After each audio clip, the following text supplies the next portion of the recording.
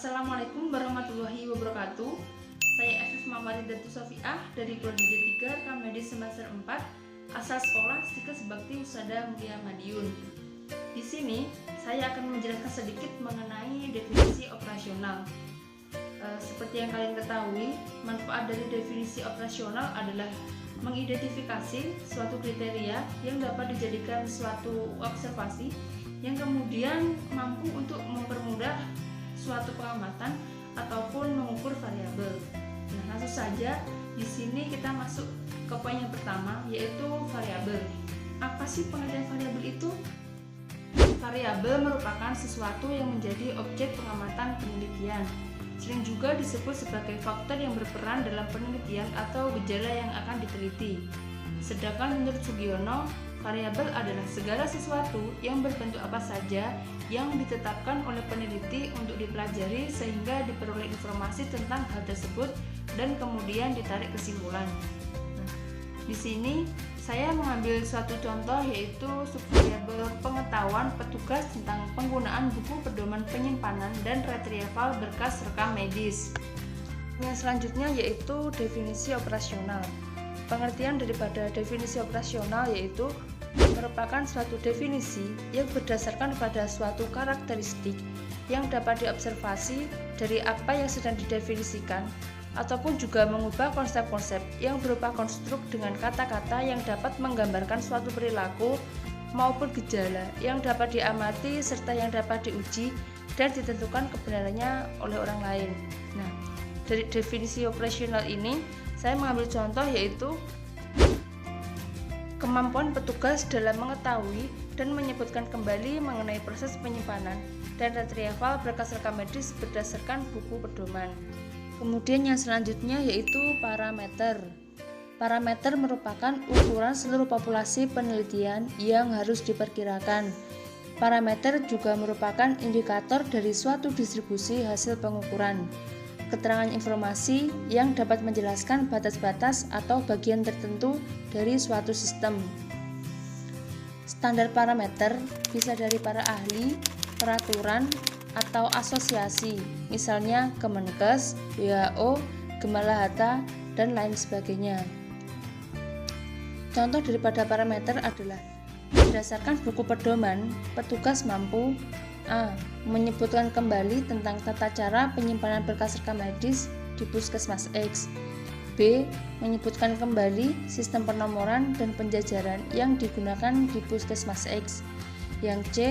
Menyebutkan kembali tentang tata cara retrieval atau pengambilan dokumen rekam medis yang diterapkan di Puskesmas X. Yang D yaitu menyebutkan kembali tentang tata cara peminjaman dan hak akses berkas rekam medis dari bagian penyimpanan Puskesmas X. Kemudian yang terakhir yaitu menyebutkan kembali tentang tata cara pencarian dokumen rekam medis apabila tidak ditemukan di Puskesmas X. Poin yang selanjutnya yaitu alat ukur. Pengertian daripada alat ukur yaitu merupakan alat untuk mengukur suatu masalah yang sangat beragam, bahkan bisa pula khusus. Artinya, untuk mengukur sesuatu itu ada ukurannya tersendiri. Kemudian teknik pengumpulan data untuk menentukan alat ukur ada 3, yaitu wawancara, observasi, dan kuesioner test. Pada alat ukur ini, saya menggunakan contoh yang kuesioner test. Poin selanjutnya merupakan skala ukur penelitian. Nah, pengertian daripada skala ukur penelitian ini merupakan alat ukur yang digunakan untuk mengkuantifikasi informasi yang diberikan oleh konsumen jika mereka diharuskan menjawab pertanyaan yang telah dirumuskan dalam suatu kuesioner. Skala ukur dibedakan menjadi 4, yaitu skala ordinal, skala nominal, skala interval, dan juga rasio. Pengertian daripada skala nominal yaitu merupakan skala yang membedakan suatu peristiwa dengan peristiwa yang lain berdasarkan nama. Sedangkan skala ordinal merupakan pengukuran didasarkan pada jumlah relatif beberapa karakteristik khusus yang dimiliki oleh setiap peristiwa. Oleh karena itu, pengukuran skala ordinal memungkinkan penyusunan peringkat dari masing-masing peristiwa yang terjadi. Yang ketiga yaitu skala interval, yaitu membedakan peristiwa dapat diurutkan antara peringkat satu dengan yang lain memiliki arti. Dengan kata lain, selain bisa dalam peringkat, data dapat juga dikuantitatifkan. Yang keempat yaitu skala rasio, merupakan pengukuran yang paling tinggi. Skala rasio adalah hasil pengukuran untuk nilai yang sesungguhnya, bukan kategori seperti pada skala nominal, ordinal, maupun interval. Nah, pada poin ini saya mengambil contoh yang skala ordinal, yaitu pengukuran didasarkan pada jumlah relatif beberapa karakteristik khusus yang dimiliki oleh setiap peristiwa. Yang terakhir yaitu scoring.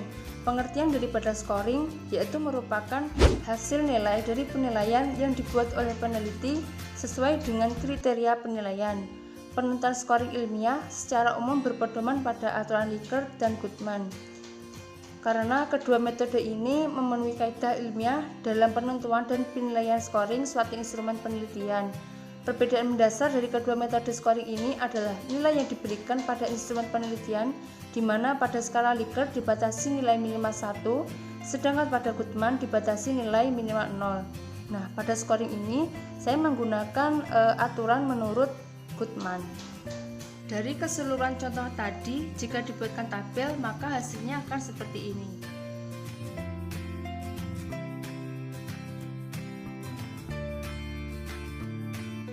Demikian sedikit penjelasan dari saya, semoga dapat memberikan manfaat bagi kita semua. Terima kasih dan wassalamualaikum warahmatullahi wabarakatuh.